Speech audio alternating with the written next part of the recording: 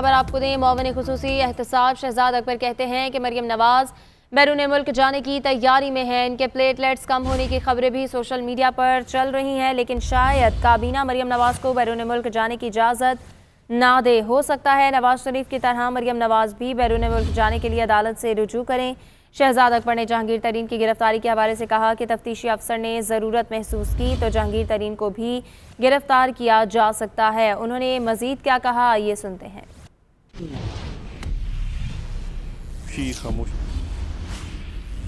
माजी का डॉक्टर जिवागो था, डॉक्टर अदनान, वो वतन वापस आ चुका है।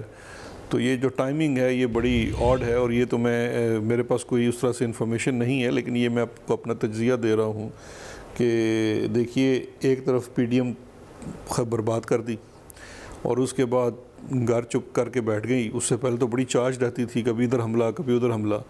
तो एक तो वो खामोशी के बाद डॉक्टर अदनान की आमद, और डॉक्टर अदनान की आमद के साथ ही इनका बीमार होना। कुछ खबरें चल रही थी, सोशल मीडिया के ऊपर गर्दिश कर रही थी कि जी मरियम के भी प्लेटलेट्स कम हो गए।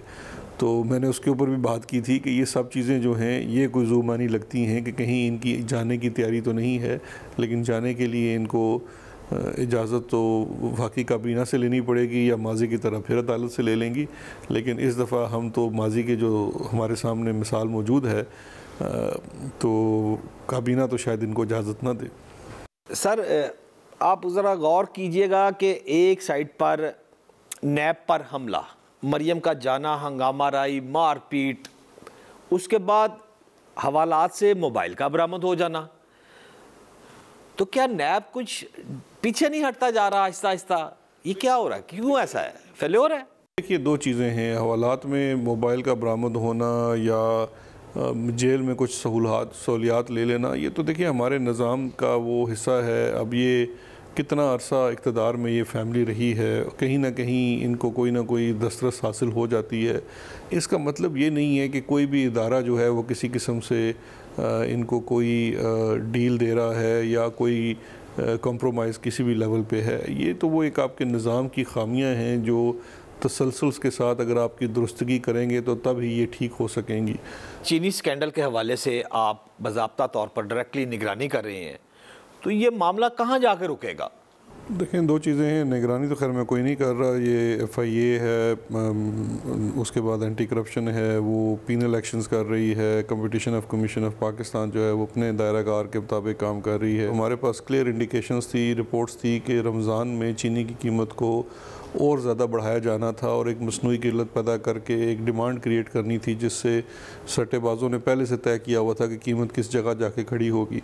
तो अगर हमने वेट एंड सी करना होता तो फिर ये हम सारा तरद्दुद ना करते जिस वक्त किया गया है। हुकूमत ने फ़ैसला किया है कि जो महंगाई, दो तरह की महंगाई है, एक तो कुछ आपकी इंटरनेशनल मार्केट्स और नेचुरली कुछ चीज़ों की वजह से महंगाई है, लेकिन ये जो दूसरा उसमें एक फ़ैक्टर ऐड हो जाता है जो ज़ख़ीरा अंदोज़ी की वजह से है या ये सट्टेबाजी की वजह से है, उसको रोकना तो हुकूमत के बस में है। तो वो हुकूमत वेट एंड सी नहीं कर सकती। हुकूमत ने डिटरमिन किया है कि इस चीज़ को रोका जाएगा ताकि जो चीज़ों की अजनास की असल कीमत है उसके मुताबिक लोगों को वो चीज़ मिल सके। ये क्या देख रहे हैं कि ऐसे जहांगीर तरीन या इन जैसे जो बड़े सियासतदान हैं उनकी गिरफ्तारी कानूनी तौर पर कब तक हो सकती है? देखिए, जो दो चीज़ें हैं, गिरफ़्तारी करने का जो कायदा है कानून के तहत वो तब होता है कि तफ्तीश के अंदर आपको उनकी गिरफ़्तारी दरकार हो, जहाँ पे आप उनसे डिटेल तफ्तीश करना चाहें, या आपको लगे कि वो जो कोई भी शख्स है,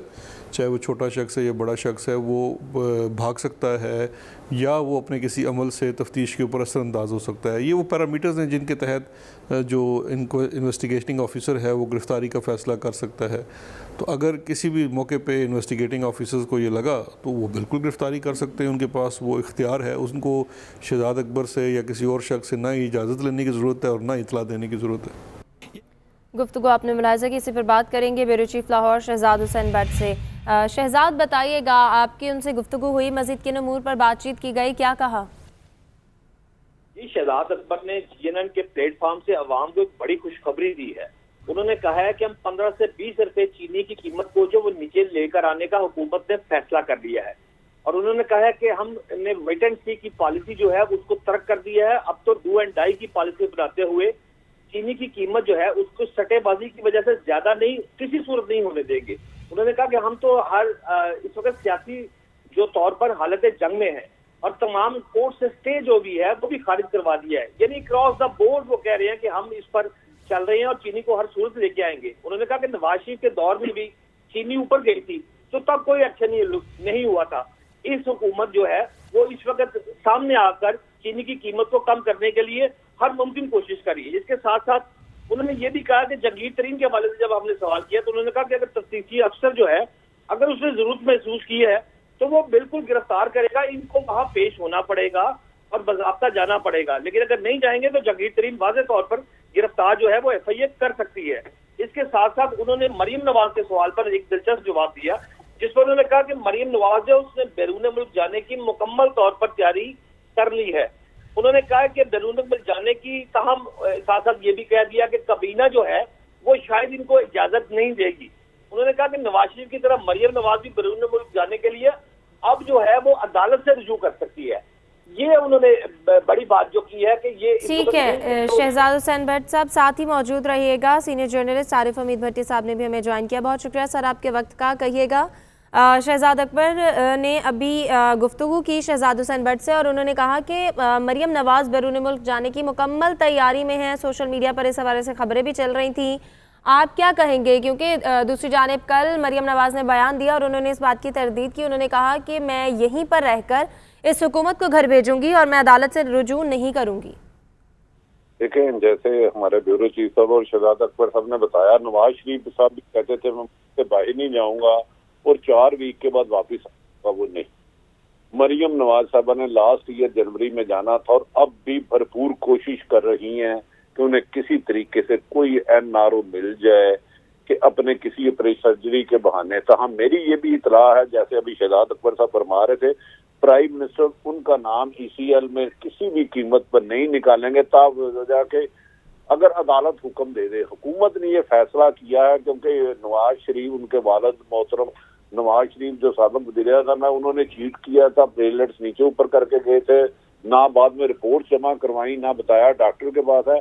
तो मरियम को भी पहले को ये डिसाइड किया जाएगा कि उसे बीमारी खुदा ना खास्ता है क्या उसका पाकिस्तान में ट्रीटमेंट है कि नहीं।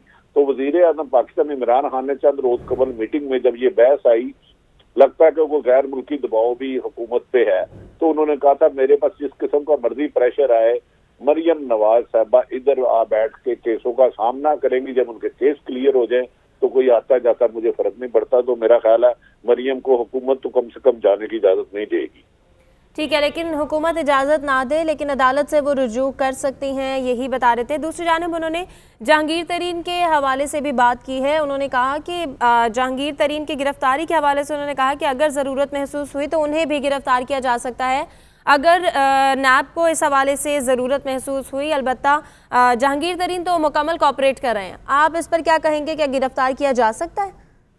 देखिए, जहांगीर तरीन पर गिरफ्तारी मुकदमा दर्ज हुआ 22 को, जिसे 9-10 दिन छुपा के रखा गया मन्नो मट्टी नीचे, फिर फीड की गई स्टोरी। तो मैं इस बात से इख्तलाफ करता हूँ कि ये इन्वेस्टिगेशन अफसर की डिस्क्रिप्शन होती है। बेशुमार नैब ने इंक्वायरी स्टेज में बंदे अरेस्ट कर लिए, बेशुमार इन्वेस्टिगेशन में भी नहीं किए और बेशुमार रेफरेंस में भी नहीं किए।